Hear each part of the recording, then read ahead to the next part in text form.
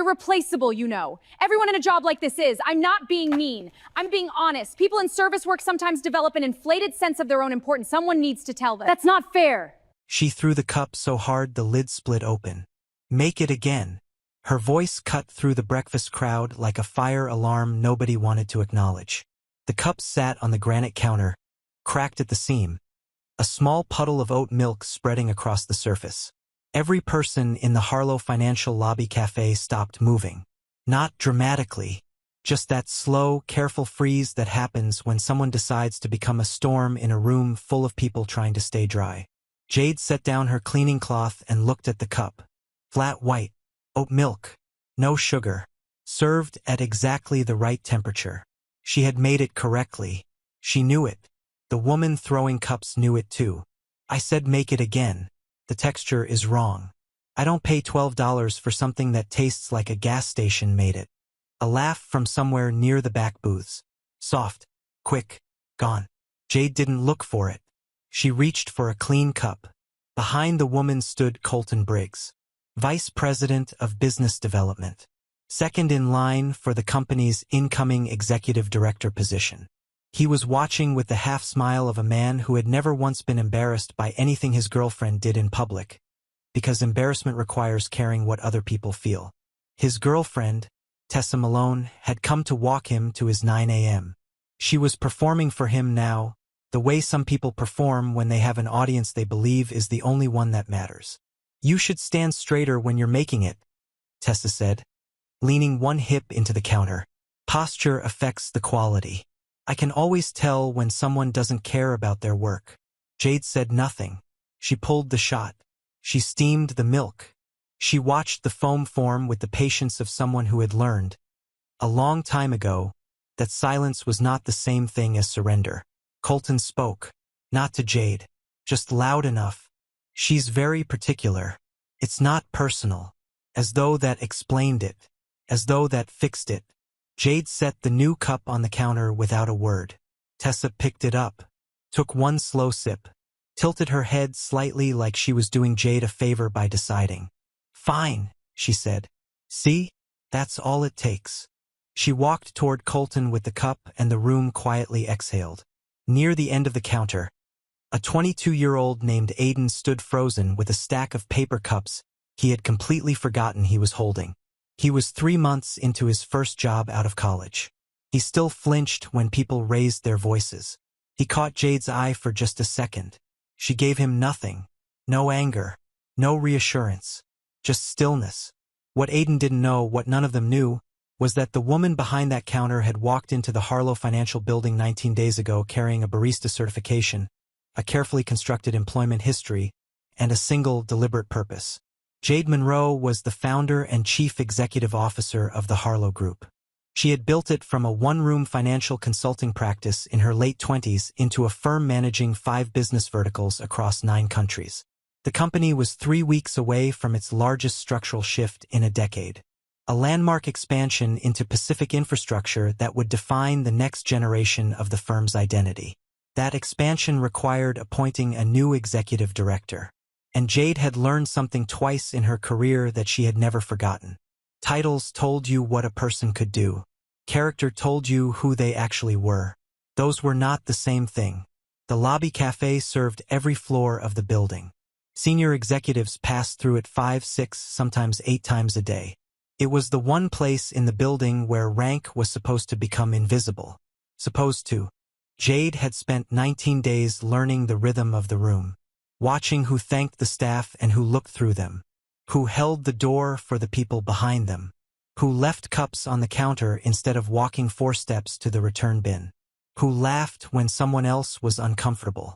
She had filled 14 pages of a small notebook she kept in her apron pocket. The hidden cameras had been placed before she started, professionally installed at the ceiling corners of the service area. The only other person in the building who knew was the board chairman, Gerald Park. Colton Briggs had appeared in those 14 pages 9 times in 19 days. Not for anything dramatic. For texture. The way he stacked cups at the wrong end of the counter, always just far enough to be someone else's problem. The way his voice changed depending on whether he was talking to a man or a woman on the service side. The way he went warm and generous in the lobby when senior board members were present and went flat and absent everywhere else. Tessa had come 3 times. The first visit had been unpleasant. The second had been worse. Today was different. Jade had been anticipating it. The afternoon rush thinned. The cafe settled into its quiet middle hour. Tessa came back alone. She walked in with the specific energy of someone who had been waiting for a smaller audience. Not because she wanted privacy, but because she wanted a stage she could control. She stepped past a junior associate named Priya, who had been waiting quietly at the counter for 90 seconds. Didn't acknowledge her. Didn't slow down. "Same as this morning," she said to Jade. "And make sure it's actually right this time." Priya blinked, moved slightly sideways, said nothing. Jade began making the drink. "You know what I've noticed about you?" Tessa set her bag on the counter with a soft thud. "You have the look of someone who thinks this job is beneath them." Jade said nothing. "I've managed people like that. They think being quiet makes them seem deep. It doesn't. It makes them seem like a problem." She tilted her head. "Where did you go to school?" "I studied," Jade said simply. "And this is where that got you." Tessa smiled like she was offering something generous. "There's nothing wrong with that. Not everyone has the capacity for serious work. This is honest work. As long as you're grateful for it." Near the window, Priya had stopped scrolling her phone.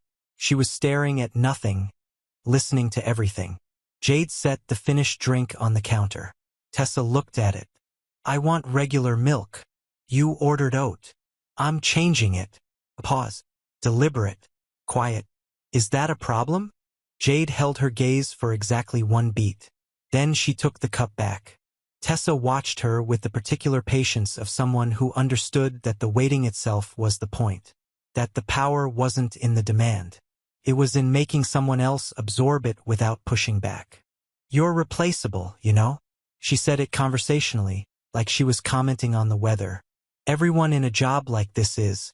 I'm not being mean. I'm being honest. People in service work sometimes develop an inflated sense of their own importance. Someone needs to tell them." From behind her, near the service door, a man named Roy stopped moving. Roy had worked in the building for 12 years. He had mopped these floors through 3 different company ownerships, 2 renovations, and 1 pipe burst that had flooded the East Corridor at 2 a.m. on a Tuesday. He was 61 years old and moved through the building with the quiet efficiency of someone who had learned to be invisible to the people who didn't know how to look. He had spoken to Jade almost every morning since she started. He set down his cart and looked at Tessa. "Ma'am." His voice was low. Even. "There's no call for that kind of talk." Tessa turned slowly. The way someone turns toward a sound they haven't decided whether to take seriously. "I'm sorry. She's doing her job," he said. "Speak to her properly." The cafe was completely still. Even the milk steamer seemed to quiet. Tessa's expression shifted. Not anger. Something colder than anger. The kind of cold that comes from someone who has never once been corrected by someone they believe to be below them. "I don't need etiquette lessons from the janitor." Roy looked at her for 1 more second. Then he nodded once, picked up his cart, and moved on.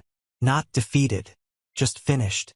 The particular movement of a man who had said what was true and required nothing from the response. Jade placed the new drink on the counter. Tessa took it and walked out. Jade turned to the sink, ran the cold water over her wrists, breathed once.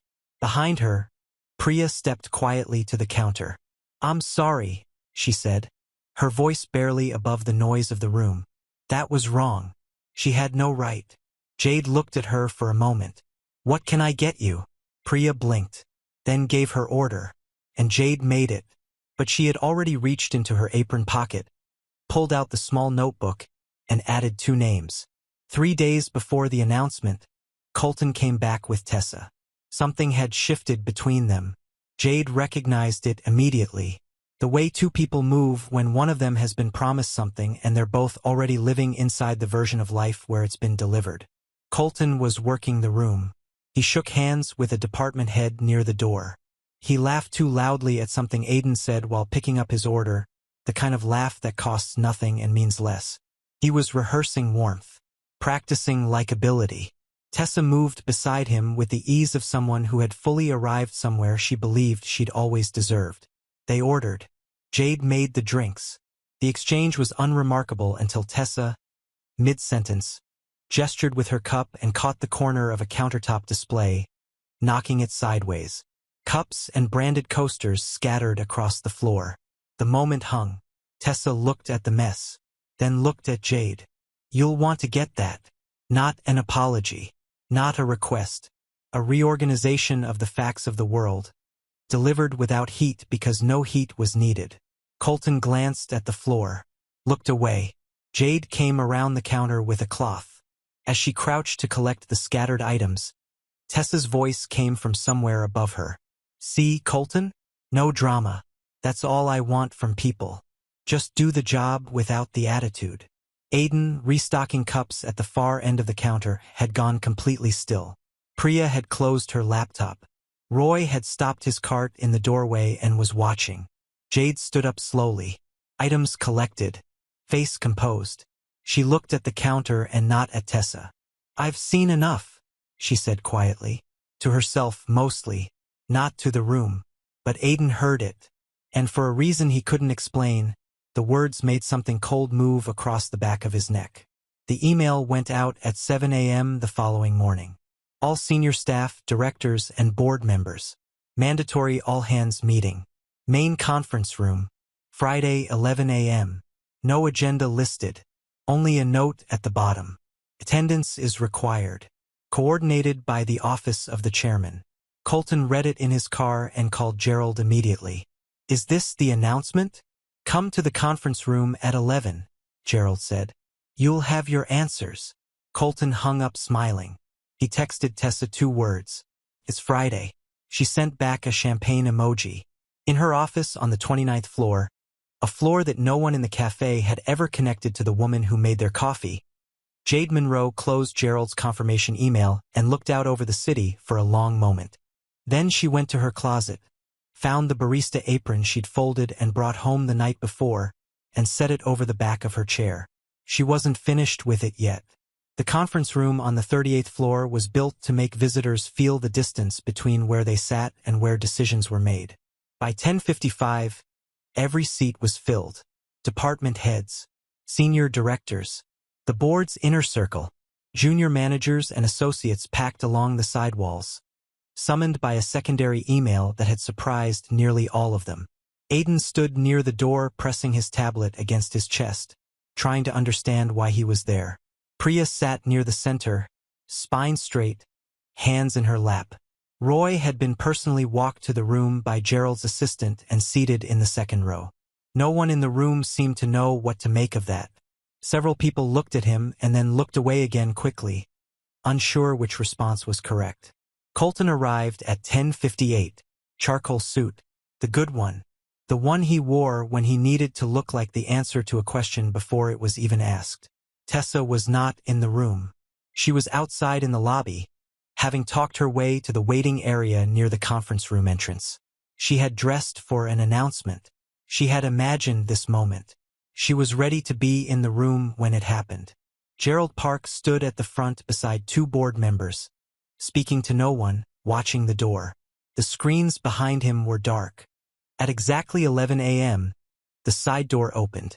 The room didn't register her immediately. She walked in from the narrow staff-adjacent entrance near the presentation wall, not the main double doors, and she was still wearing it. The apron, coffee-stained at the left side where something had splashed across it 2 days ago. Her posture identical to what it had always been. Her expression the same. But the room rearranged itself. Not all at once. Like a current moving through water. Face by face, the recognition traveled, and behind it came something heavier. Something closer to dread, as people began the rapid, private work of replaying everything they had said and done in the past 3 weeks. A senior director who had been in the cafe that Tuesday inhaled sharply. A woman near the back covered her mouth. Aiden felt the floor shift beneath him slightly, and not in a way that had anything to do with the building. Colton's face moved through 4 expressions in under 3 seconds.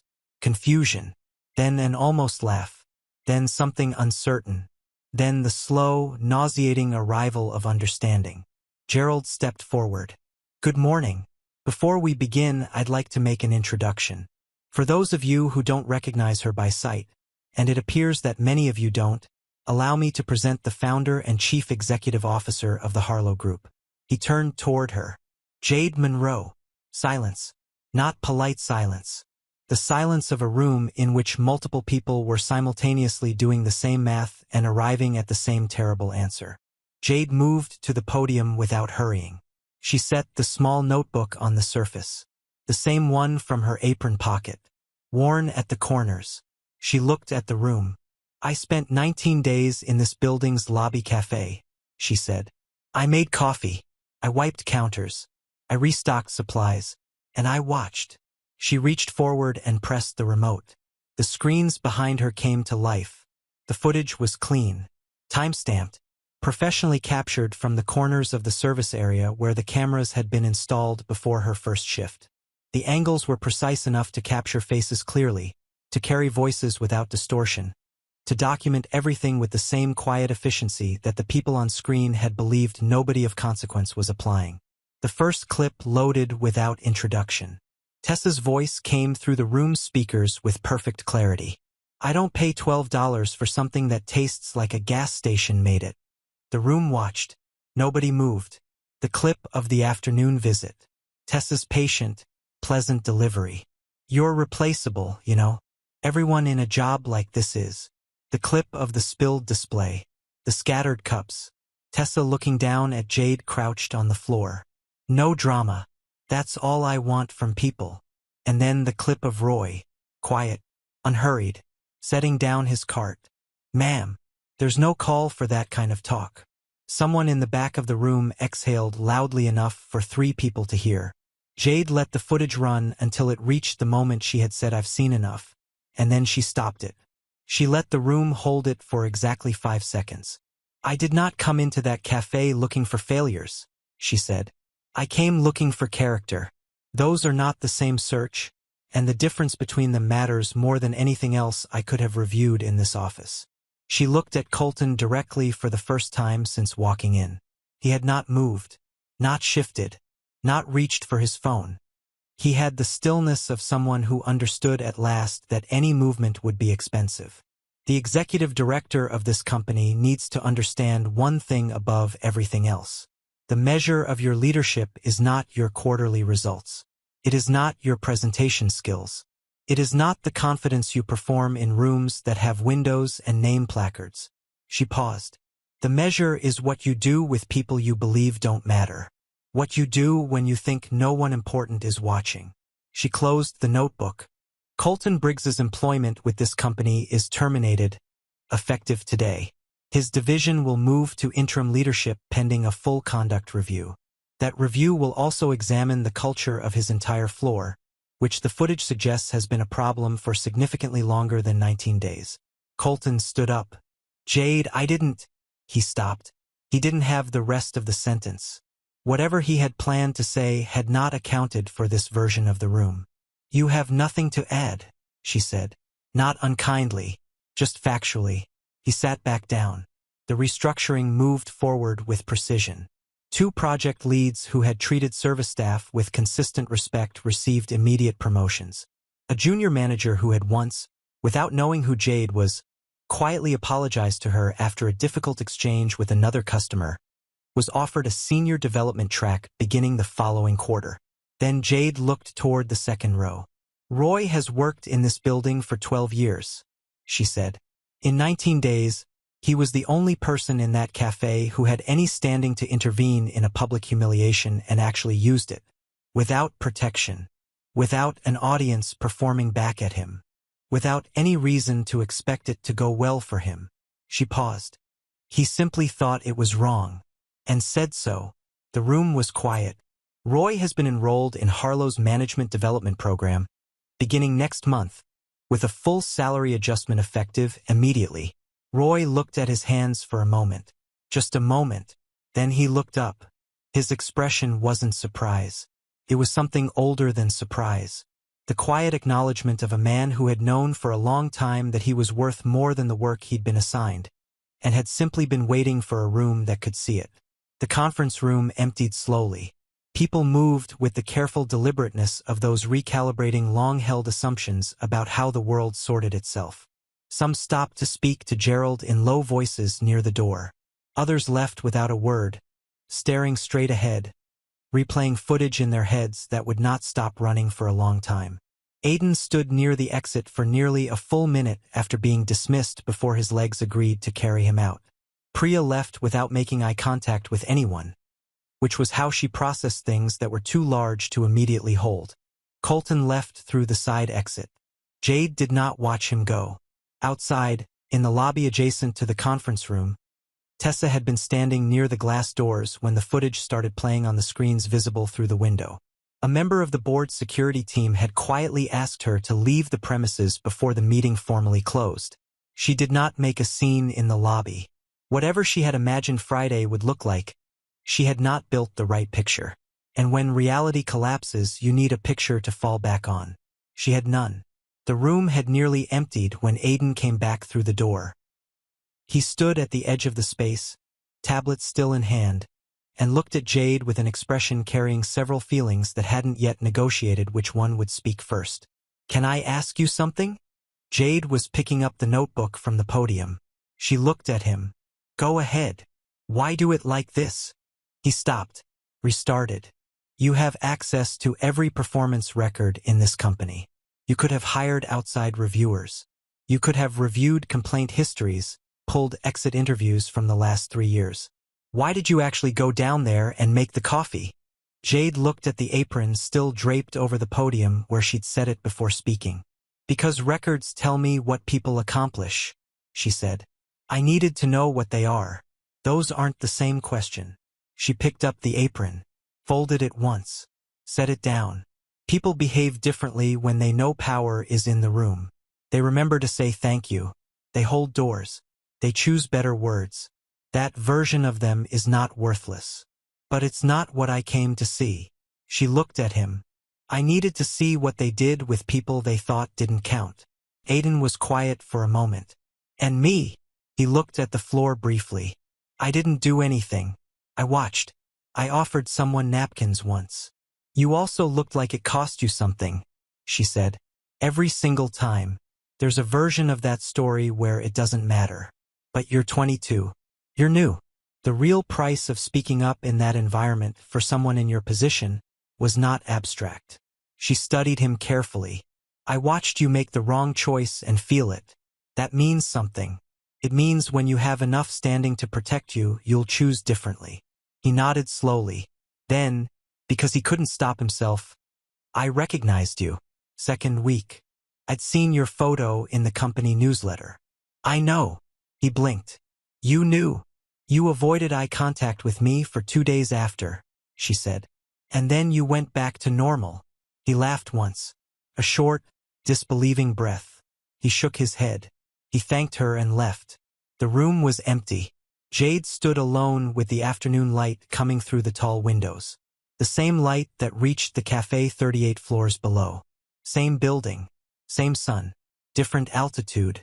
She thought about Roy moving through these floors for 12 years. Quiet. Consistent. Doing the work without noise.